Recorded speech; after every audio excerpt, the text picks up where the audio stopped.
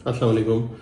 मैं बस ओवरऑल आपको एक ओवरव्यू दूंगा मार्केट का, क्योंकि चाइनीज़ मार्केट तो भी बंद है, बट चाइनीज़ फ्यूचर्स जहां पर बंद हुए थे, मार्केट तकरीबन समझे कि 1-2% के करीब फ्यूचर्स डाउन थे। एचआरसी के ऊपर खासा प्रेशर आया और 440 540 45 से 50 तक जो है वो ऑफर्स आ रही थी। अभी करंटली 545 से 50 के करीब ऑफर है, बट चाइना बंद है। नेक्स्ट वीक खुलेगा तो फिर हालात का पता चलेगा कि क्या हालात बनते हैं वहाँ पर। बट ओवरऑल कंस्ट्रक्शन सेक्टर और इकोनॉमी उनकी अच्छा परफॉर्म नहीं कर रही, सब लोग कंसर्न है उसके बारे में, जिसकी वजह से कोई तेज़ी नज़र नहीं आ रही फिलहाल।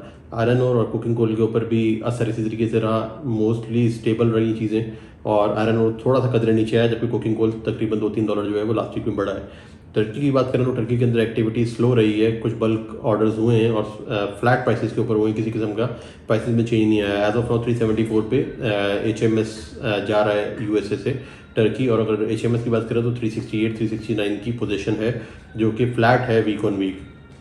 जो बड़ी खबर है वो ये कि टर्की के अंदर अभी एनर्जी कॉस्ट बढ़ा दी गई है, गैस और इलेक्ट्रिसिटी की प्राइसेस बढ़ी हैं तकरीबन 20% के आसपास, जिसकी वजह से रीबार के ऊपर जो है वो असर आया है। $15 के करीब वहाँ पर डोमेस्टिक रीबार उनका बढ़ा है अभी।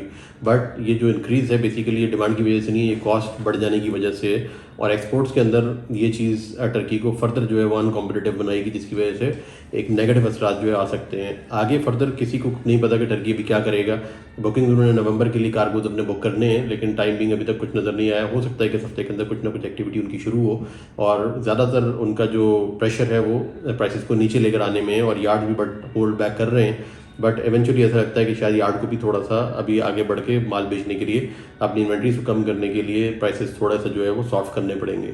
रशिया और ईरान की मार्केट बिल्कुल स्टेबल नज़र आ रही है। ईरान के अंदर जो है वो तकरीबन 480-85 के लगभग FOB प्राइसेस अभी सुनने में आ रहे हैं।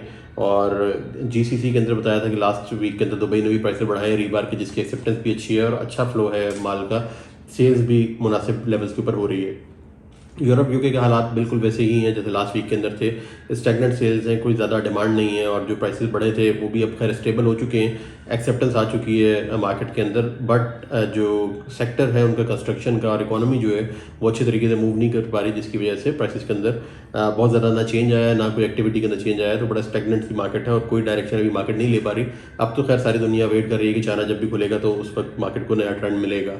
US की अगर बात की जाए तो वहाँ पर जो ऑटो वर्कर्स की स्ट्राइक चल रही थी वो फर्दर एक्सटेंड हो गई है, जिसकी वजह से मिल्स और ज़्यादा प्रेशर के अंदर है, जिसकी वजह से फ्लैट प्रोडक्ट्स भी काफ़ी ज़्यादा प्रेशर के अंदर है, और प्राइसेस उसकी भी ऐसा लगता है कि शायद बढ़ नहीं सकेंगी, थोड़ा सा सॉफ्टर साइड के ऊपर ही रहेंगी।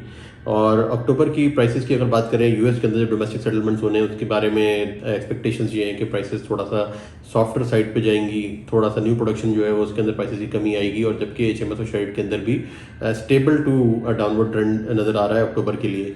इंडिया, बांग्लादेश, पाकिस्तान सारी मार्केट बड़ी क्वाइट रही लास्ट वीक के अंदर। खासा प्रेशर रहा ट्रेडर्स के ऊपर या यार्ड्स के ऊपर जिन्होंने माल बेचना था, और जिनकी लोडिंग्स करीब आ रही हैं वो माल जो ऑफर हो रहा था वो काफ़ी कम प्राइसेस के ऊपर होता रहा है। इंडिया की अगर बात करें तो डोमेस्टिक वहाँ पर फेस्टिवल्स का सीज़न है, अभी कुछ फेस्टिवल अभी चल रहे हैं, आगे भी छुट्टियाँ हैं अभी उनकी, तो नॉर्मली तो वहाँ पर तेज़ी आया करती है, डोमेस्टिक मार्केट तेज़ हुआ करती है।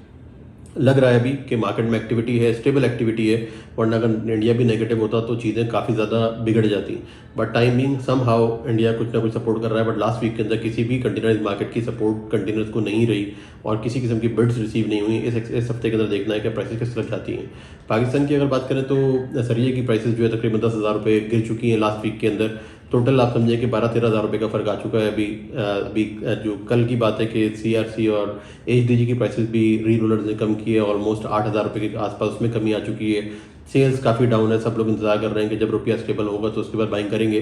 तो एक तरीके से बड़ी स्टैगनेंट सिचुएशन चल रही है, बहुत क्वाइट है और डेड क्वाइट नज़र आ रही हैं चीज़ें।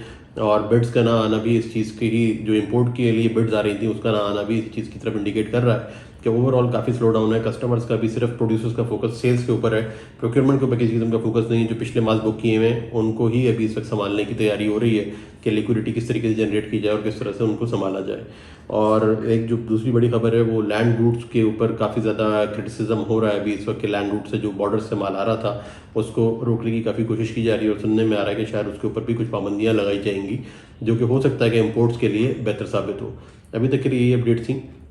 ग्लोबली मार्केट में कोई बड़ा चेंज नहीं है लास्ट वीक के अंदर, और अब जब चाइना खुलेगा नेक्स्ट वीक के अंदर तो फिर नया ट्रेंड सामने आएगा। बस मोस्ट प्रोबेबली रेंज बाउंड चीज़ें नज़र आ रही हैं, स्टेबल टू डाउनवर्ड पोजीशन अभी इस वक्त फील हो रही है ओवरऑल मार्केट के सेंटिमेंट्स देखते हुए।